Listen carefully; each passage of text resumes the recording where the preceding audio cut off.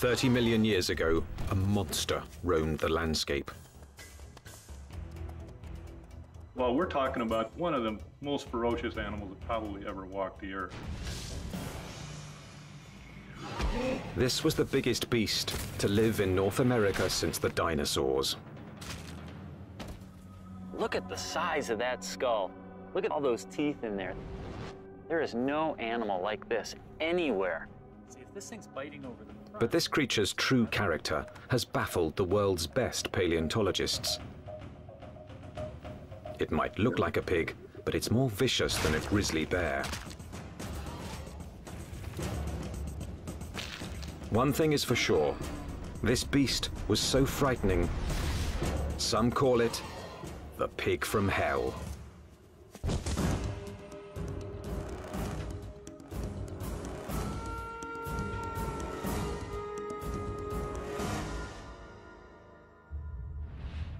Prehistoric America, 30 million years ago, the dawn of the Oligocene epoch.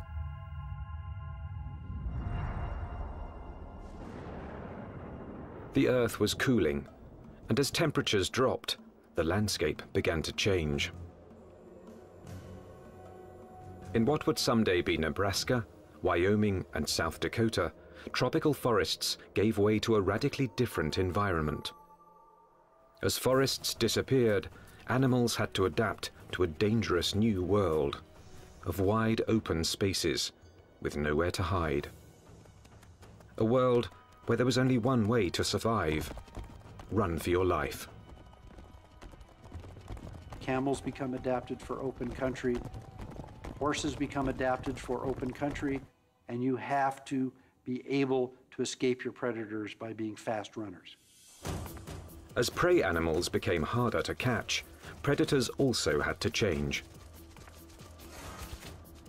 In this arms race, it took speed and jaw power to stave off starvation. There were nimravids, cat-like creatures with saber teeth, which could kill with one quick bite. And the fearsome hyenodon with its lethal jaws.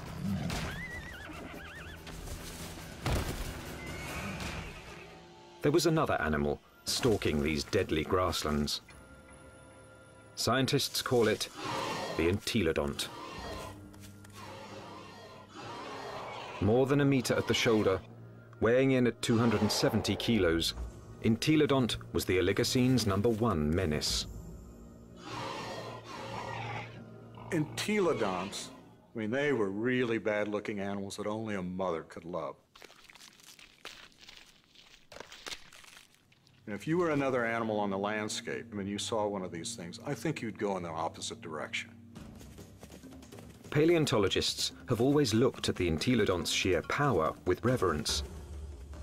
But its behavior is one of evolution's most puzzling enigmas. Was it a pure hunter?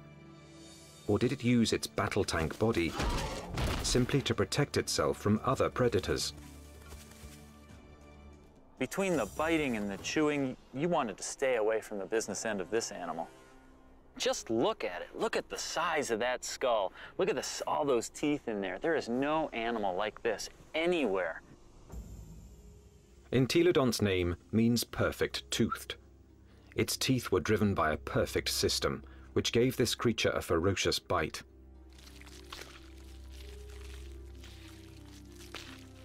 Its jaw power came from two massive cheekbones that leveraged the muscles and supercharged them, driving the deadliest jaws of its time. Jaws that could open 90 degrees and could clamp down harder than a hippo's or a crocodile's. This beast was bioengineered to bite. But what it was eating and why remains a mystery. Entelodonts have no modern relatives, no modern close relatives. So it makes it a challenge for a paleontologist to figure out how they made their living. What would an animal with such an enormous flange on its face, such enormous teeth, be eating? What was it doing? Entelodont fossils first caught the attention of scientists in the 1850s. They decided it was a bear-like creature. But then grooves in the teeth suggested that entelodonts were digging for plant roots, meaning that they literally ate like pigs. Today, scientific analysis has confirmed that the entelodont's closest living relative is the pig. But while this creature has some pig-like features, scientists have struggled to place it in any one category. In many ways, they're analogous to pigs, but they're also analogous to bears. They're also analogous to hyenas. Nobody's thought about these animals before. And there's no animal alive today that is a direct comparison to entelodonts. The lifestyle of entelodonts has provided paleontologists with difficult questions. A new generation of scientists is looking at the entelodont to determine why this plant-eating animal had teeth like a carnivore. Entelodont jaws held 4 different kinds of teeth: canines, incisors, premolars, and molars at the back. The back molars were ideal for grinding vegetation, but it's hard to imagine that the entelodonts would have needed such lethal canines and incisors just to grab plants. Then, in 1993, a discovery suggested that entelodonts were chewing on much more than plant roots. We've got a set of vertebrae here. You can see the neural spines are evident. For over 15 years, this quarry site in the Badlands of South Dakota provided paleontologists with a multitude of fossils from the animals that shared entelodont's world. There it is. First time out in 33 million years, huh? 30 million years ago, this place was a watering hole crowded with rhinos, camels, and early horses.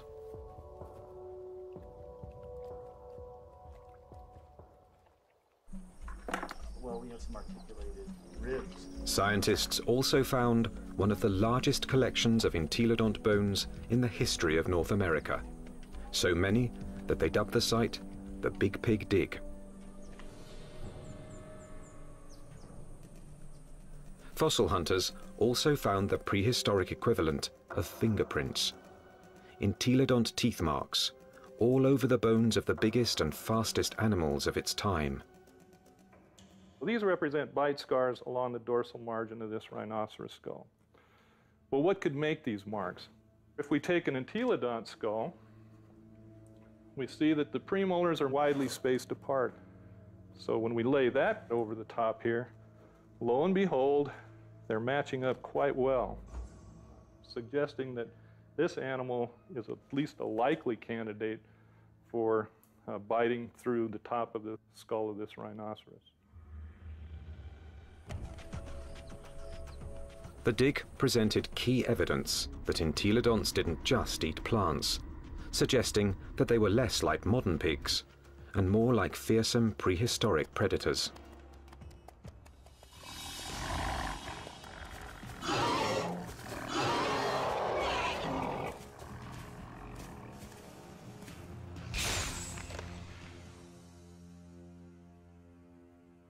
If we look at the front of the mouth of an entelodont, it's got a very strong bite that's interlocking.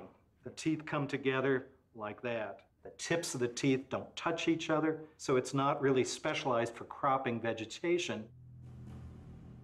In addition to interlocking, the front teeth angle slightly forward, giving entelodonts the ability to grab and nip, something plant eaters don't need, but meat eaters do.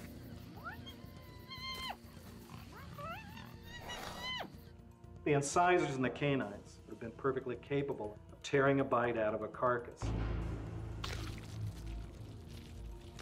But dentition isn't the only reason paleontologists believe the entelodont was a dedicated carnivore. Under Wyoming's rugged terrain, scientists are finding more and more bones bearing the signature of entelodont's powerful jaws.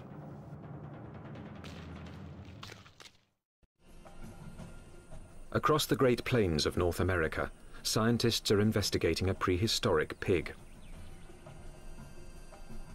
Entelodont has the teeth and jaws of a fierce predator, but its long, thin legs and cloven hooves suggest it might not be a very good hunter, because it couldn't use them to grab prey. Who was this beast, nicknamed the Pig from Hell? One veteran fossil hunter believes he's found the answer. I look at him as an attack predator, that he was top-of-the-line predator, just like the lion is today in Africa, and just like T-Rex was in the late Cretaceous. Paleontologist Kent Sundell has great respect for this creature's power to kill. At Wyoming's White River Formation, he's found what he thinks is ultimate proof of its hunting prowess. 25 million years ago, this was a flat plain near a river where horses, camels and rhinos gathered to drink.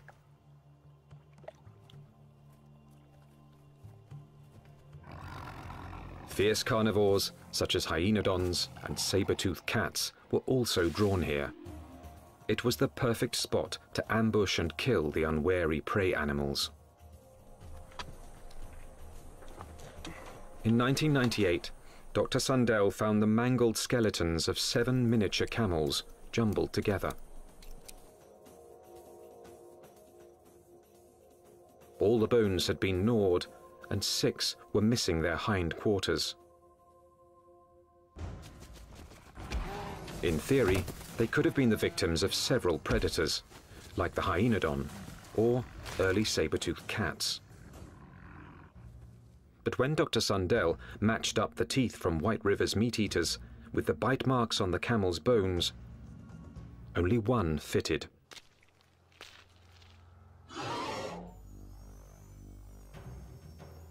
Bite marks alone don't prove these camels were killed by an entelodont, but where the bite marks are might be a clue.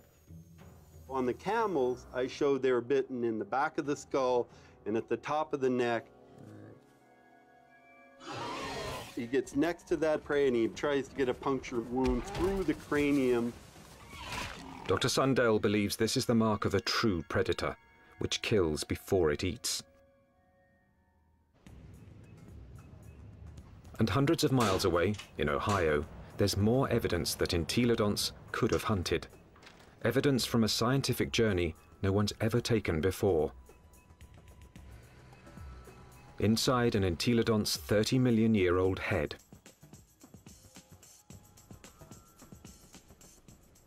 At Ohio University, anatomist Larry Whitmer uses a CT scan to electronically model the brain surfaces of prehistoric animals. When he modeled his first entelodont brain, he noticed something unusual. This animal's eye sockets face right back out at us. What that tells us is that this animal almost certainly had binocular vision, meaning the visual fields overlapped, which allowed them to have some depth perception. Larry Whitmer believes entelodont's eyes help to identify it as a predator. There's a decent chance that this animal has binocular vision as a predatory adaptation, to actually spot prey and actually judge their distances, which you might actually expect an ambush predator to have. So it could actually jump at the right speed and the right distance in order to capture its prey.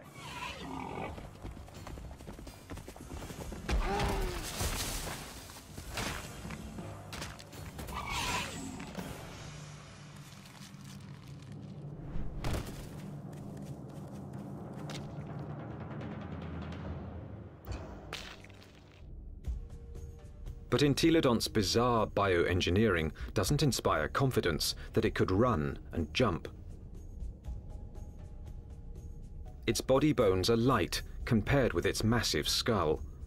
But in fact, entelodonts easily carried their enormous heads, without tipping over, using powerful packs of muscle bulging from the top of the spine to the legs, and from the back of the head to the tail. The animal's head was cantilevered out in front of its body with these ligaments that ran from these spines down to the skull. It had full muscle all along either side here, and it had muscles coming from the sternum up to the jaw down here. Massive muscles carried its oversized head.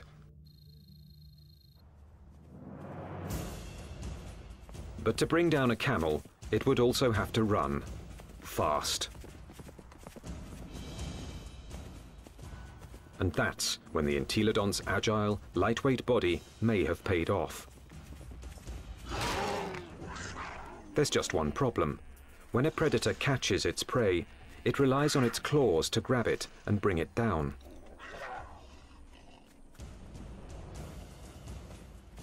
Armed with only cloven hooves, there is no way the entelodont could have captured a fleeing camel.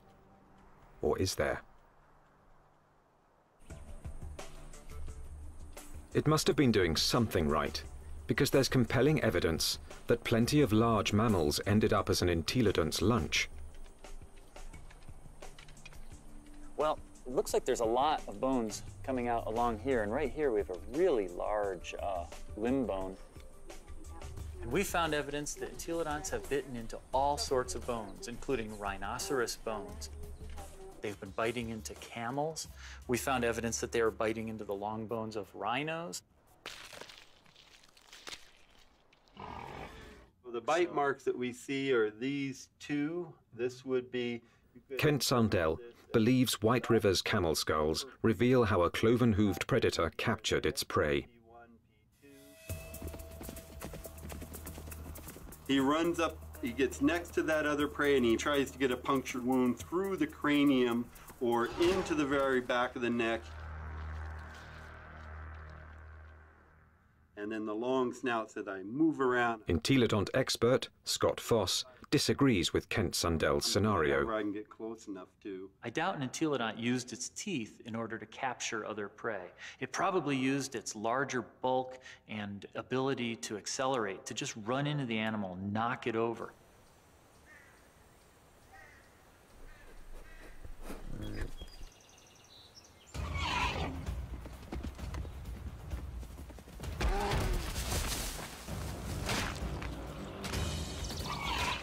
Once I had that animal knocked over, then the teeth can go into business, then the jaw goes into business, and it could crush whatever it went into.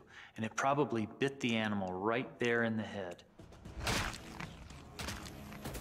Entelodont had all the tools necessary to kill prey animals. But there is more to the job of hunting than just the kill. A top-flight predator must have the ability to find and ambush its quarry. To understand this part of the process, science needs a fossilized window into an entelodont's world. What would we see if we could follow in an entelodont's 30-million-year-old footsteps? At a fossil site in Nebraska, that's exactly what scientists have done. And these footsteps have led them on the trail of the creature's hunt for food.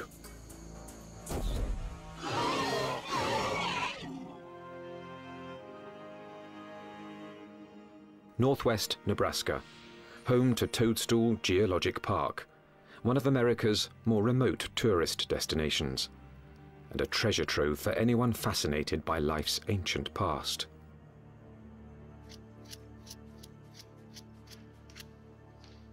Okay, here's our heel pad. Toe, toe, center hoof, which bears most of the weight, the middle toe. So that makes this a very nice rhinoceros print. 30 million years ago, these solid rocks were muddy stream banks, where migrating animals left their footprints, still preserved in Toadstool's rocks. Well, once we get it clean, it's a very nice rhino. Weigh in anywhere around 500, 600, 700 pounds.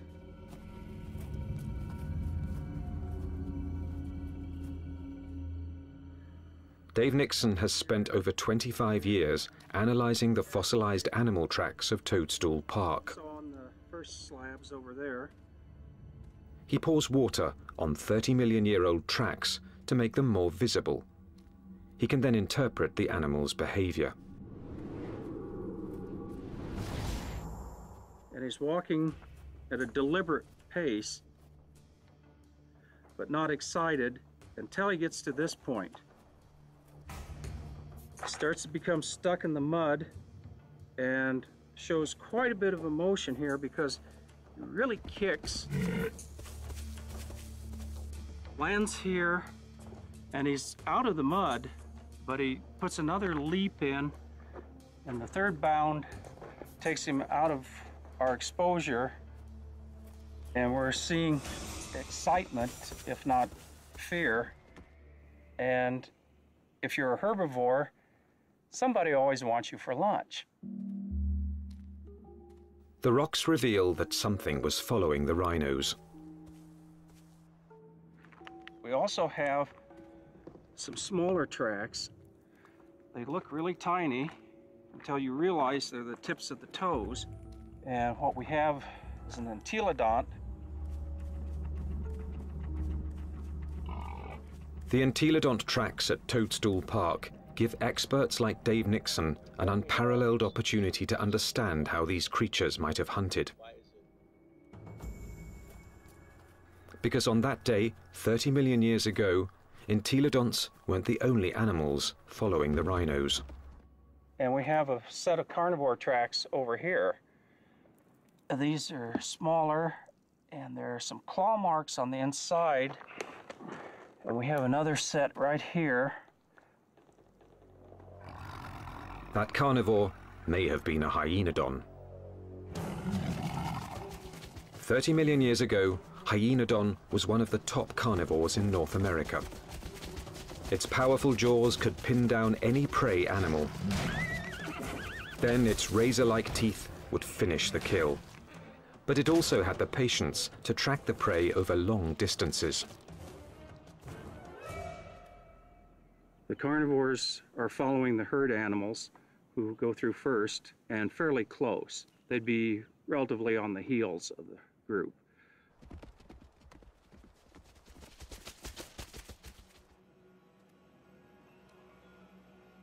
Mysteriously, the tracks also reveal that the entelodonts were letting the competition get closer to the prey.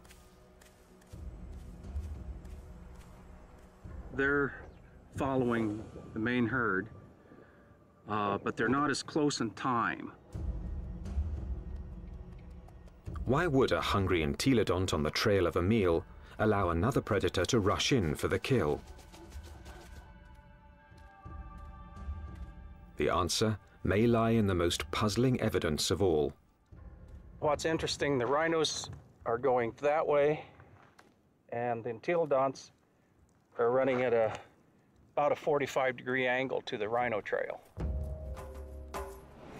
Zigzagging seems a strange path to take if the hyenodon was closing in on the prey. But some experts believe entelodonts might have had a very good reason to zigzag. A reason revealed by a CAT scan. When anatomist Larry Whitmer modeled the surface of an entelodont's brain, one exceptionally large nerve cluster got his attention. The size of these things right here. And what these are nerves that are actually bringing sensory information in from the snout. This was no bloodhound, but it still had a very respectable sense of smell, and this smelling apparatus here certainly would have been well adapted to pick up the smell of a carcass. And that could explain why the Toadstool Park entelodont zigzagged while following the rhinos and hyenodon. Zigzagging could have helped its nose track the smell of a kill. It's searching. If, say, something's here or here, as you go around it, as the wind brought the scent to you, you'd be able to basically triangulate in on it and go find it. So if you were, the wind's from this direction and you're upwind, you'd miss it. But as you came this way, you'd be downwind and catch it, and you could double back.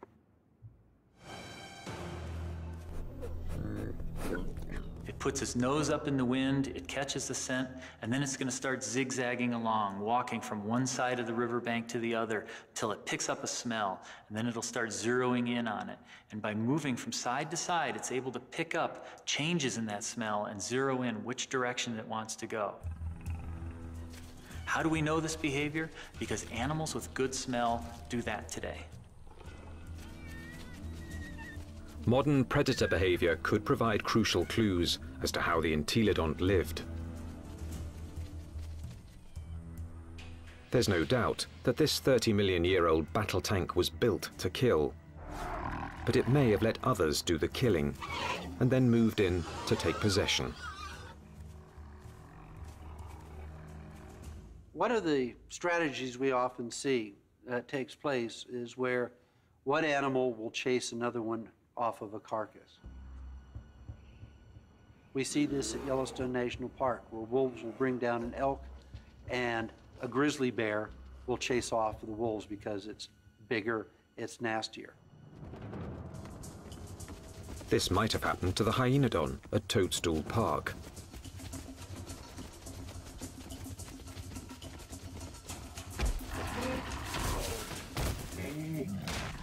The hyenodon has run down and killed an exhausted rhino and is feasting on the carcass until the pig crashes the party. The razor-jawed beast goes from fearsome predator to underdog.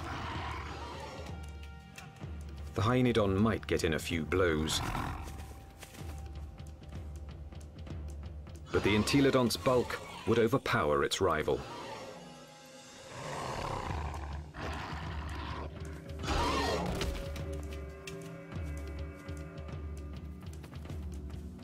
Entelodont had the tools to take any carcass it wanted. I can't think of any other carnivore that might stand up to it. Some experts argue that this is the true secret of the creature's success.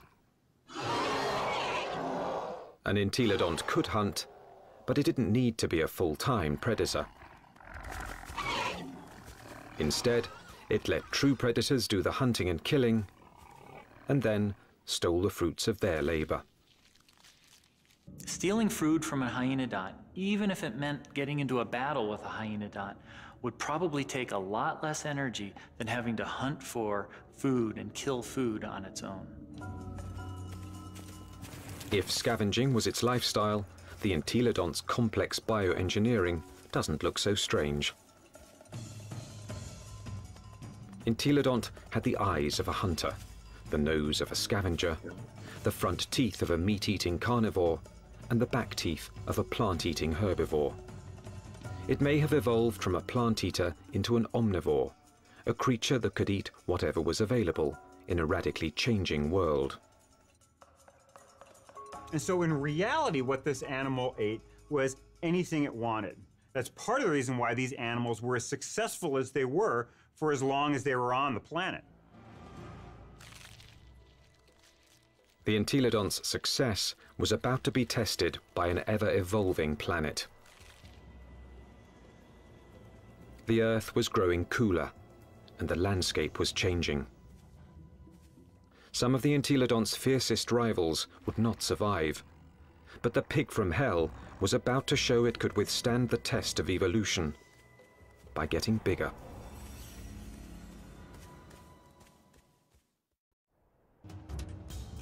"25 million years ago, entelodont reigned supreme. It roamed the North American Badlands, eating everything, fearing nothing, taking any food it wanted." Well, we're talking about the biggest, meanest animal that ever walked the Badlands, and was one of the most ferocious animals that probably ever walked the earth. Nothing could stop the entelodont from dominating their world for millions of years to come. Nothing, that is, except planet Earth. 25 million years ago, the time known as the Miocene began. The Earth grew even colder, and once again, North America began to change. The trend towards drying, a more arid environment continued, and you see woodlands become less frequent, become more scattered, spotty, confined along rivers. So you're talking about an open grassland environment very similar to what we think of the Great Plains today. The fossil record reveals that as plant foods grew more scarce, mass extinctions began. Survival depended on traveling long distances to find something to eat. One of the selective factors that we see going on is animals becoming larger because it enables them to cover larger distances to find the food resources that they need to survive. And that meant that predators were confronted by a life or death problem. Now, the animals they hunted were bigger, faster, and much harder to kill. It's like an arms race. If the prey become much larger, they become too big for carnivores to handle, and so the carnivores have to get larger in order to be able to feed on these larger prey items. Some predators, such as Hyaenodon, couldn't meet the challenge. After 10 million years as North America's apex hunter, it disappeared from the fossil record, and that put Entelodon's survival on the line.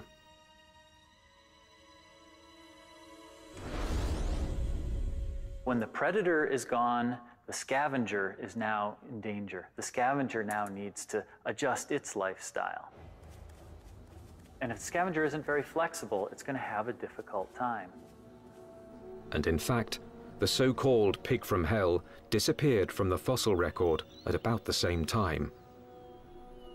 But this species wasn't gone. Entelodonts evolved to rule the North American plains with a vengeance. This pig hadn't become extinct, it had supersized.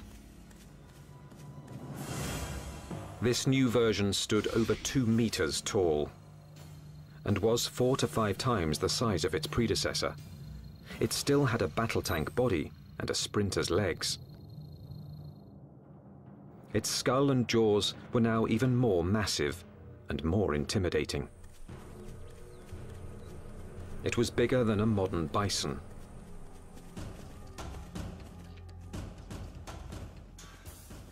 The experts call it Dinohyus, a name meaning terrible hog. Terrible enough to earn a nickname of its own, the Terminator pig. Dinohyus. This is the monster of monsters. This is the beast of beasts. The skull alone is almost 1 meter long. This thing could bite through anything.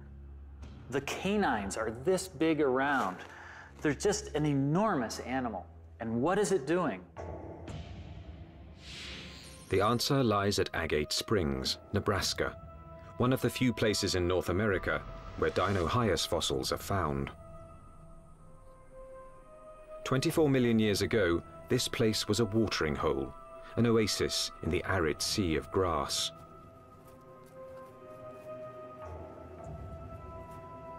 Hundreds of animals, many of them rhinos, gathered here to drink.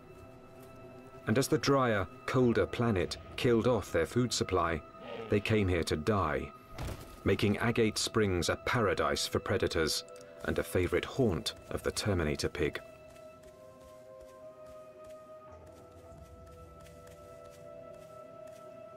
This thing was eating the big animals. We think that this guy was specializing on the large rhinos that lived at the time, on the calicotheres that lived here at Agate Springs. This is a limb bone from a calicothere, and in it we have a bunch of bite marks made by either a predator or a scavenger. The Entelodont premolar, one of the teeth you find just behind the canine, appears to match these holes very well. When its crushing jaws bit into some of the Miocine's biggest mammals, Dinohyus was chewing on more than meat.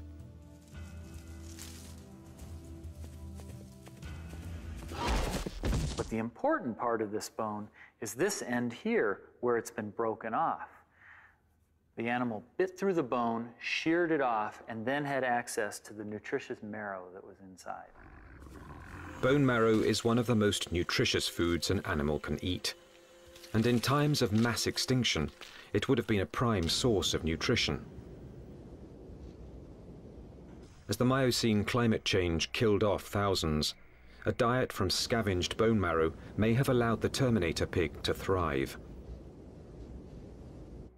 The long bones contain marrow which is good for several years after an animal dies, so think of it as canned fat that would be available during a drought. So the pigs could still find food after a massive die-off, even if they're looking at mostly skeletons. The Terminator pig was the pinnacle of entelodonts evolution. This beast had supersized to survive the Miocene's challenge. And it very nearly succeeded, but not quite. Because in this new world, survival would ultimately depend on a skill set even the Terminator pig didn't possess. 20 million years ago, a new monster predator arrived in North America. The bear dog.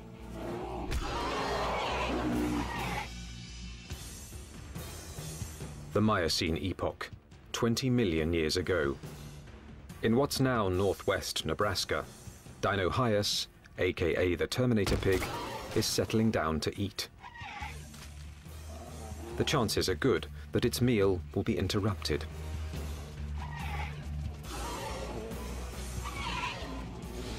With its huge size, it could handle just about any threat to its dinner. Except a threat it had never seen before: the bear dog.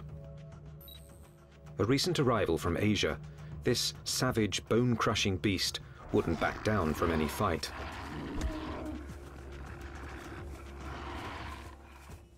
The bear dog migrated from its homeland in China and Mongolia across the Bering Strait to North America about 23 million years ago. Just about the time that North America's top predator, the hyenodon, suddenly disappeared.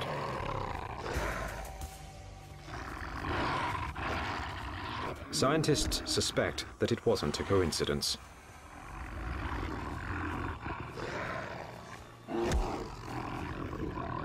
They certainly were probably much better predators in lots of ways compared to hyenodon.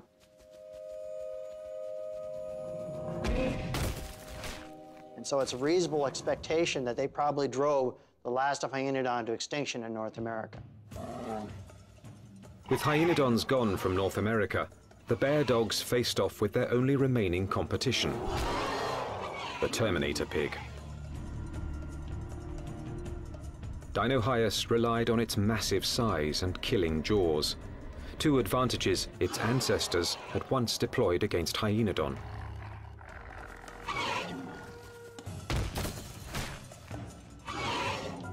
But the bear dogs counterattacked with new evolutionary weapons. Its first weapon was speed. With its heavily muscled, top-heavy body, Dinohyus could be a fast runner in short bursts. But on the vast, open plains, the bear dog's bioengineering was perfectly suited for long-distance pursuit of prey that was becoming much harder to catch. When you look at the skeleton of this animal, it's a much more sophisticated, much faster running animal. We see longer legs in the horses, longer legs in the camels. So if it came to running down prey items, this animal would have had an advantage. Its next weapon was its teeth. Entelodonts ate well because their jaws and teeth could tear flesh and crush bone to extract its highly nutritious marrow. But bear dogs could do these things just as well. In fact, even better.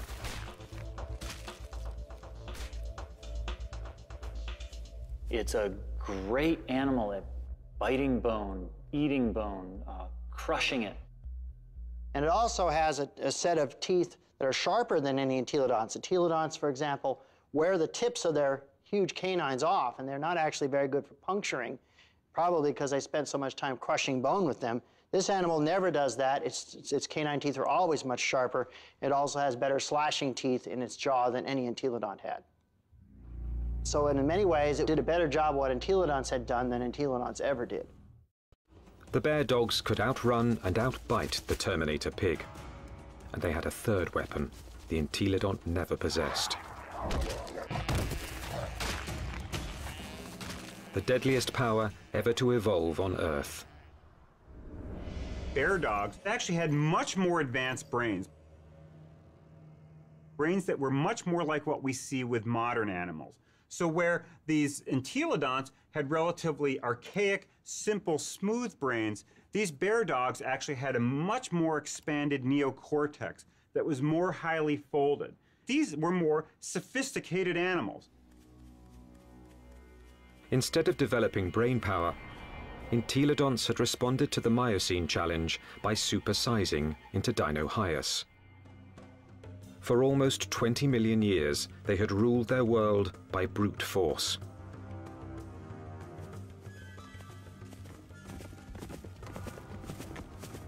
But no more. From now on, brains, not brawn, would decide who won and who lost nature's battle to survive. The mammalian world was fully caught up in this neural arms race. That arms race was starting to take place, and these entelodonts apparently weren't taking part in that. That may have actually put these animals at something of a disadvantage.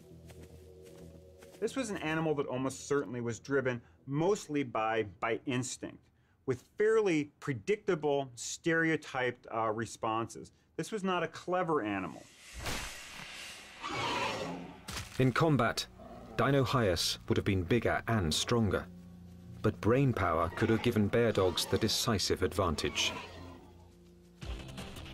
Today, intelligent predators like wolves make up for their smaller size by hunting in packs to execute a creative plan of attack. Bear dogs might have followed the same strategy against Dinohyus. It's very difficult for Dinohyus to compete with the bear dogs.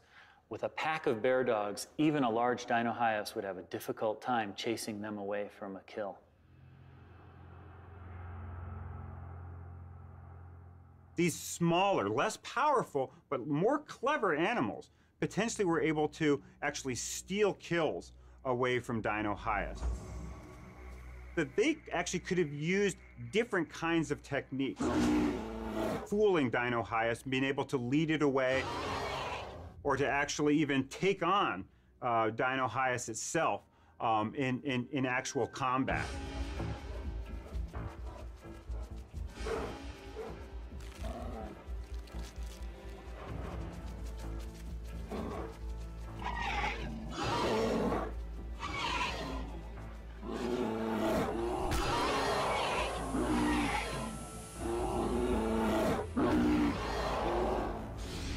And so this is a more advanced animal in terms of its teeth, in terms of its speed, in terms of its overall body size, and especially in terms of its intelligence. This thing has a much larger brain for its body size than does any entelodont. This animal had entelodonts beat in almost every way you can think of. Within a few million years, after bear dogs arrived in North America, they had squeezed Dinohyus out. Its favorite food, the calicothea, was also extinct. Without this meal to sustain its own massive bulk, the Terminator pig was forced to compete directly with bear dogs for smaller prey. And that meager food source wasn't enough. The supersizing that had once guaranteed success was now a fatal flaw.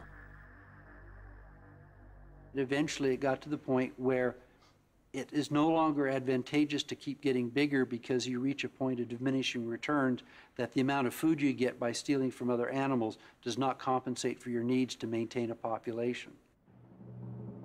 Unable to get the calories it needed, the Terminator pig became the last entelodont. So if your prey goes extinct, you're likely to go extinct as well. Just getting large is not a good idea for the future.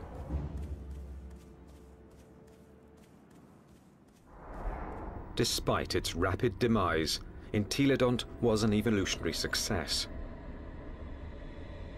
It dominated its environment for nearly 20 million years. It had the ability and intelligence to either hunt, scavenge, or forage, allowing it to survive on any available food source. This behavior is now the norm for more modern omnivores, like bears and humans. And some think a bit of entelodont's predatory instinct still lives on. When I was a kid growing up on a farm, I was always told, don't fall down the pig pen, they'll eat you. But the entelodont's living legacy isn't what fascinates the experts. Science is unraveling its secrets. Nothing else quite like it has ever walked the earth.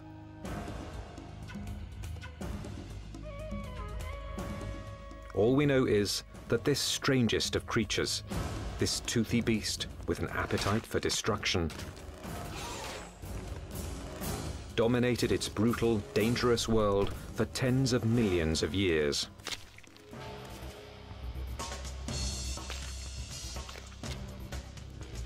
A powerful tribute to the entelodont, perhaps the most unusual and the most mysterious of all prehistoric predators.